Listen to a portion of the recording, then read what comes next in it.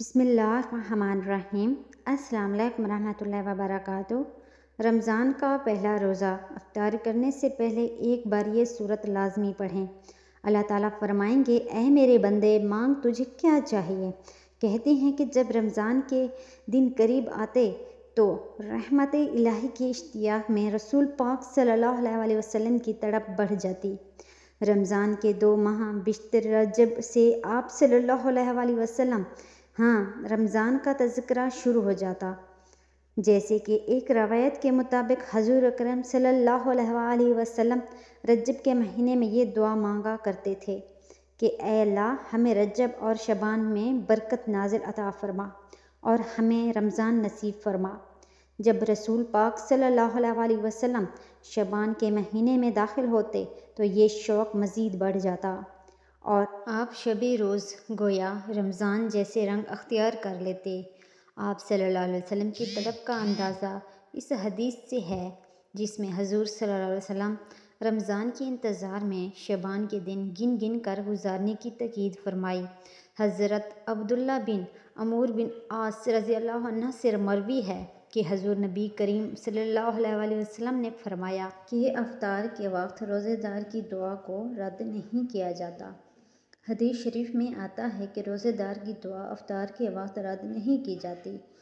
تو افطار کے وقت جو یہ سورت پڑھے گا، اللہ پاک فرمائیں گے کہ مانگ میرے بندے، تجھے کیا چاہیے۔ یہ قرآن کی وہ سورت ہے کہ جب کوئی بندہ پڑھ رہا تو اللہ اس کی ایک ایک آیت کے بدلے فوراً جواب دیتے ہیں۔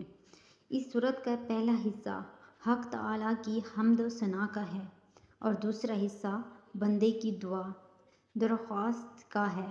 اس کے ساتھ یہ بھی ارشاد ہوا کہ میرے بندے کو جو چیز ملے گی جو اس نے مانگی۔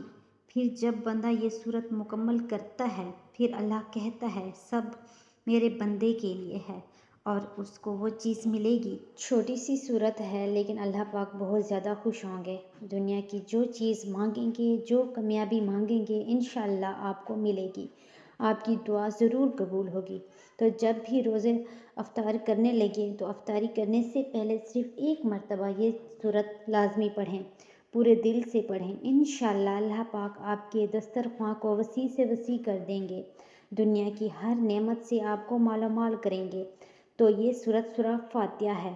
یہ سورت ایک دعا ہے جو ہر مسلمان کو مانگنی چاہیے۔ رسول کریم صلی اللہ علیہ وسلم نے فرمایا کہ قسم ہے اس ذات کی جس کے قبضے میں میری جان ہے کہ سورہ فاتحہ کے نظیر نہ تو تورات میں نازل ہوئی، نہ انجیل اور زبور میں، اور نہ خود قرآن کریم میں کوئی دوسری سورت اس کی مثال ہے۔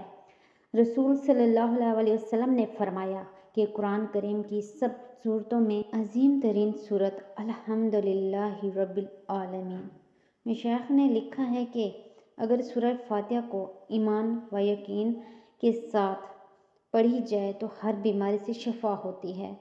ایمان و یقین کے ساتھ پڑھی جائے تو بے شمار رزق ملتا ہے، ہر دعا قبول ہوتی ہے۔ تو آپ نے بھی اس عمل کو، اس سورت کو لازمی پڑھنا ہے۔ اگر آپ کو ویڈیو اچھی لگی ہے اسے آپ نے لائک کرنا ہے، شیئر کرنا ہے اور چینل کو سبسکرائب کرنا ہے۔ جزاک اللہ۔